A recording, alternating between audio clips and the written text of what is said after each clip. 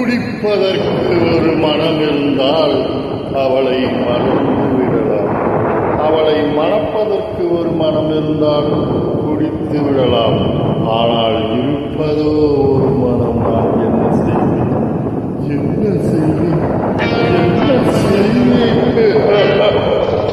இரண்டு மனம் வேண்டும். இறைவனிடம்